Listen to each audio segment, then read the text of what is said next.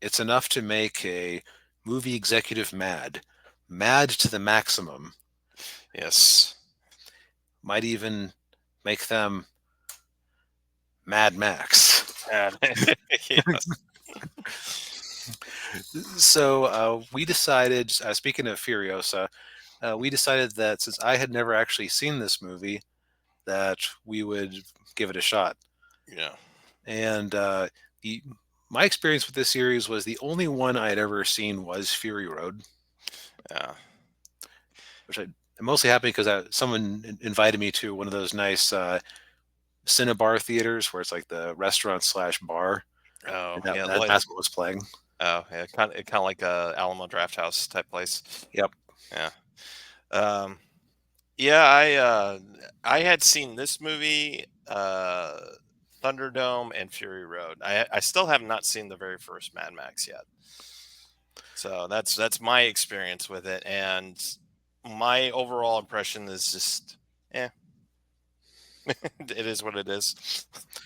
Yeah. I will say that Tom Hardy actually doesn't look too dissimilar from a young Mel Gibson. Yeah. So that was actually better casting than I thought it was. Yeah. I mean, despite the fact that he didn't really have a whole lot of lines in that movie, but I mean, he was decent enough. Yeah. Right. I mean, technically, it seems like over the weekend we got the second Furiosa movie Right. Yeah. to an extent. Yeah. But then again, well, okay, so to kind of set the stage here, we usually talk about the plot of a movie, but this movie has a very simplistic plot.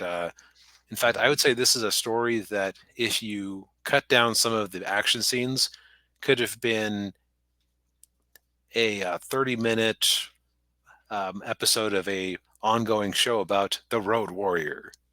Yeah. Yeah. It could have been like like an anthological series. Yeah. Which, now that I think about it, I mean, the Mad Max movies are very anthological. You know. Right, never in the same place twice, never the same supporting cast twice. Yeah. As I recall, the first Mad Max movie even takes place before the nuclear war. Probably. Yeah. I I I don't know. That probably would make sense. Yeah. That's what I recall from reviews. Like, it's a society is starting to break down, but it hasn't fully collapsed. Yeah. I think you're right. Yeah, because I've seen some clips from it, and like he's living in a house with a wife and kids, so that's probably likely. Yeah, Yep. and then yeah, because yeah, so like the plot of the movie is that the uh the world, there was a, a global cataclysm. I'm assuming it's the there's an opening vignette of different clips showing different like news footage. So it's presumed that that the Cold War turned into a hot war, Well, and and the gas ran out. gas ran out, and so then you got a little bit of Max's backstory, and I think the reason they did that was because in the first Mad Max movie hadn't been released in the U.S. when this movie Mhm. came out. Interesting. Yeah, so that's why this movie was called The Road Warrior instead of Mad Max 2: The Road Warrior, because here in America we'd be like, well, who the heck's Mad Max? What is this? What's this movie all about? And so they had to add in that little vignette at the beginning so that people know who he was, know who Mad Max is. And Max is basically, he's in his old cop car, yeah, with his dog, and just kind of driving around, and he tries to get gasoline whenever he can, because as DB pointed out, there's no gasoline, there's a gas shortage or scarcity, and he's got this gang of what would you call them, outlaws, or Yeah, yeah, outlaws. It, yeah, they would actually, you almost want to call them mutants, but that there doesn't seem to be any sort of actual superhumanness or supernaturalness outside no, of Max surviving a couple of crashes that seem a little bit dubious. Yeah. um, yeah. For that matter, or actually, no, the dog is the real mutant, but we'll get to that later. Yeah. Yeah. So Max has a little encounter with some of them, and then he has a run in with he sees like a little gyro copter thing, and he meets the guy the we just call him he's just called the gyro captain. Yep, played by Bruce Spence, and probably my favorite performance in the movie. Yeah. Oh yeah. Um, yeah. I've seen him in other like movies and shows. He's a really good character actor. He's really tall. Part Mhm. of it part of it fits with the distinction of him is that I think he's like 6'8" or 6'9" or something like that. Yeah, Um, he's a real nut bar because he's obsessed with snakes. He trains the snakes. He eats the snakes. yeah. Yeah, so he tries to trap Max, but then Max turns the tables on him, and then but then the gyro captain tells him, "Oh, there's this place where there's just a whole lot of gasoline, and I'll take you there if you don't kill me." And he's like, "All right, sure." And so they find this like kind of like a little village enclave like compound that's got a oil tanker in it, and there, of course, they're being the people in this compound are being harassed by the same gang of outlaws that were going after Max earlier, and they're led by a guy wearing a metal hockey mask and In as a bondage gear. in Yeah, bondage gear. Yeah, well, they're all wearing bondage gear, but he calls himself the Lord Humongous. the humongous. The Uh, Humongous. I forget the actual lines, but it's like, all who oppose me will die. Yeah, He talks to that exact sort of cadence, yeah. even though he should realistically sound like, Yeah. Well, I think he did sound like that when they were filming it, and then they just ADR'd in his voice oh, later. oh man, if they hadn't had to do that, I would have been shocked. Yeah. But Uh, yeah. it's interesting because he runs this gang like he's a little petty lord. Like he has a guy who's almost his major domo. Yeah. He makes decrees. Uh, you wonder what they're eating because the dude is ripped, so he's got to be pounding a lot of protein. Oh yeah. Yeah. Yeah. He's a just walk away. Yeah, he's great.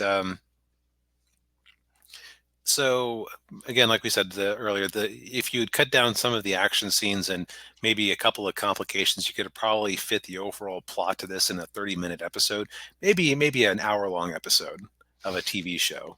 Yeah. Is it? Um, Because you have these big elaborate car chase scenes all over the place.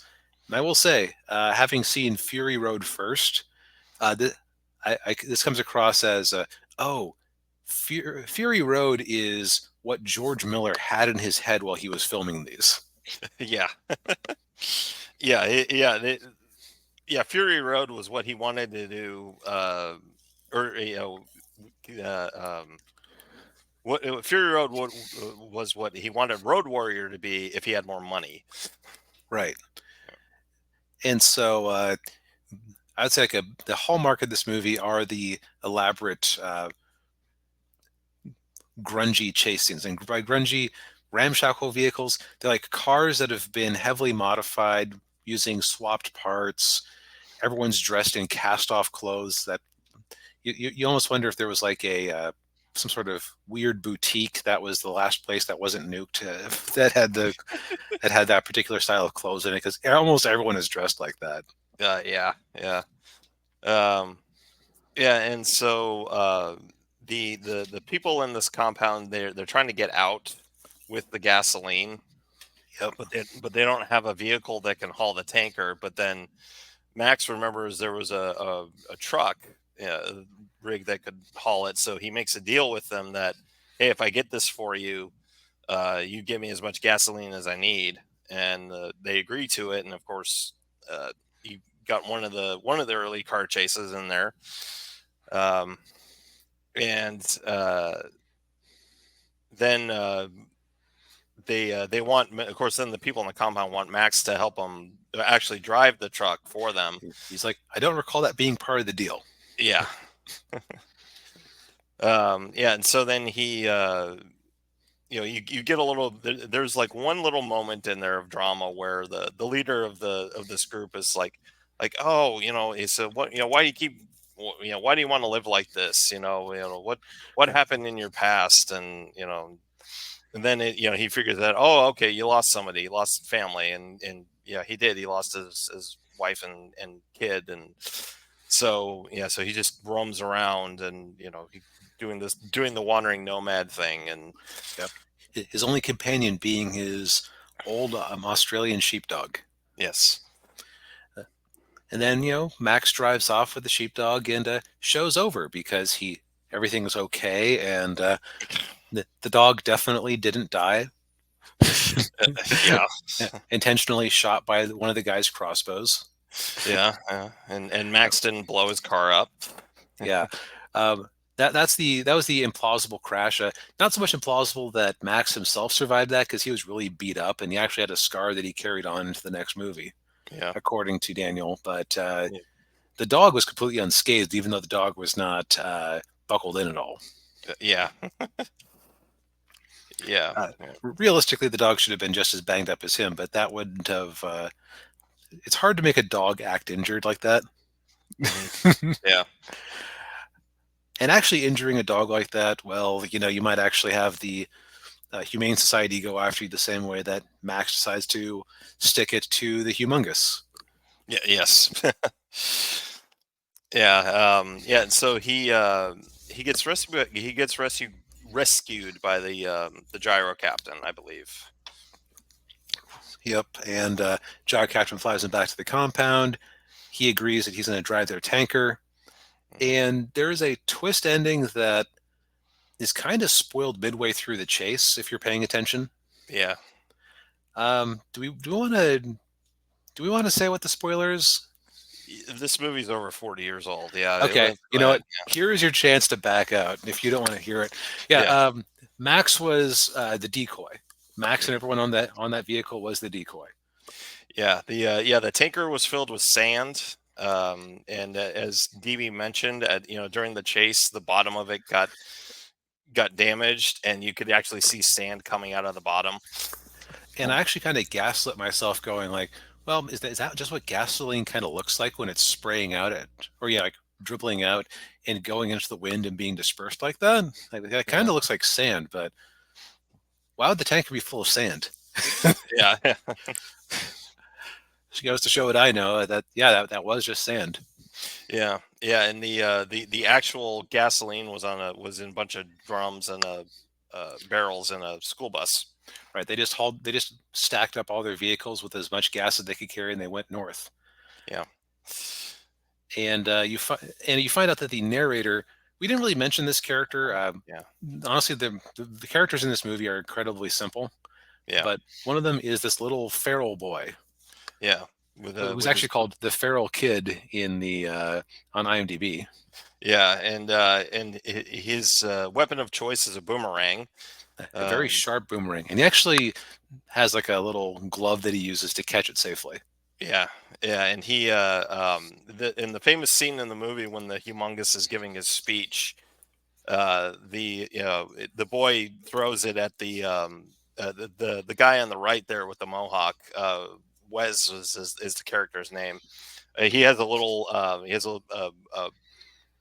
whatever you want to call him, F boy, um, that gets killed by the feral boy's boomerang, and that's when that you have the whole no, losers wait, losers wait. Yeah. So I would say the overall verdict of this thing is, from a world building perspective, this is amazingly done for what I'm sure was a tiny budget. Mhm. It feels very, to use a term I hear everyone use all the time, lived in. It's like all the weird tech, all the weird like jumbled together tech feels very authentic. Yeah, Yeah. And it's kind of neat just watching a little bit of how some of the characters' day to day works. I also like little details at the compound. They just have. Oh, no, was it the compound or was it at? Did they? So I forget. I remember that there was like a. It almost looked like there was a different base they were looking out over, or was it the same base? It was the same one. Yeah. Okay, so yeah, so I kind of like the detail that it's the Australian outback. There are a whole bunch of feral camels out there, and the townspeople had captured a camel and had it in a pen. Mm, yeah. Because, like, you know what? In a desert environment, camel milk is apparently actually really good. Mm. So, or at least I should say, it is a resource you can use. Yes. Yeah. If you're desperate enough. Yeah. But now, as far as characterization goes and acting goes, these are a bunch of very simple characters. Yeah. Yeah. Even Max is very simple. Yeah. Right. He definitely is. One thing I've noticed with a lot of newer writing, and this is a plus and a minus, I find myself in kind of the newer phase of writing where I want to make every character have more depth and time to develop. Mm. But the characters in this movie, they all work. It's just that you don't know all that many details about them, but you can infer a lot. So Yeah. it's very economical that way. Mhm. It would rather use that time on car chases. Yeah. Yeah, and the car chases, it was pretty obvious that the technique that Miller used, which was the cars were probably going at a at like a normal speed, but he sped the frame rate up to make them look like they were going a lot faster. Right. There's a couple of times where he applies that to humans and it looks a little bit goofy. Yeah, and I thought James Cameron did a better job with that in Terminator. Well, I will say I didn't really even notice the technique being used in Terminator, so Uh, that itself is a is evidence of your claim. Yeah, But overall, I would say this was a pretty good time. yeah. After watching it, the maker of Fist of the North Star needs to be paying some royalties to Mr. Miller. I hadn't realized just like I'd heard people say for years that Fist of the North Star was based on Mad Max. I had not realized just how based on Mad Max it was from the smattering of episodes and clips I've seen over the years. Yeah, yeah. Yeah, and when I watched after I finally watched this movie for the first time, I'm like, okay, all those South Park references finally started making sense. Yeah. The other thing I thought was kind of interesting is that at this point the post-apocalyptic genre is so well established that Mhm. a introductory speech like what they had at the start of the movie would be wholly unnecessary because everybody can figure out just very quickly, oh, this is post-apocalyptic because XYZ. Yeah, yeah, pretty much. But In fact, even at the time, you might have been able to get away with it, though it was early stages of the genre. Um, yeah, yeah, I can't think of too many movies that were like this that came out in the late like 70s or in early 80s. though, the secret of where post-apocalyptic and cyberpunk came from, right? Um, where did it come from? I should say at least the visual look of it, because it's cheap to make. Ah, That's actually a recurring thing in a lot of classic sci-fi, where it's kind of a grungy world, like yeah. Planet of the Apes. It was actually based on a French sci-fi novel. Hmm. And the French sci-fi novel, the apes actually lived in a society more advanced than ours, but that would have required too much budget. So they kind of created the post-apocalyptic, low-tech ape society Ah, because they could achieve that. hmm, that makes sense. Yeah. Yeah, they needed to spend the money on the makeup. Yeah. Not to get into too much of a tangent on a different movie, but the Right. Yeah. makeup in those movies was impressive. It got less impressive with each movie. They're pointing out that if you look in the background, first movie, everybody's in the makeup. Second movie, if you look at the crowd scenes, there's a lot of scenes where someone's just wearing one of the ape masks. Yeah. And it just went downhill from there. Yes. Yeah. You know what? Again, I would say this is a decent watch. There's a reason why Mad Max is known all these years later, but it isn't like a Star Wars or a Terminator where people gush about it as one of the greatest movies of all time. It's just a very distinctive, pretty good movie Yeah. and memorable in its own way. Yeah.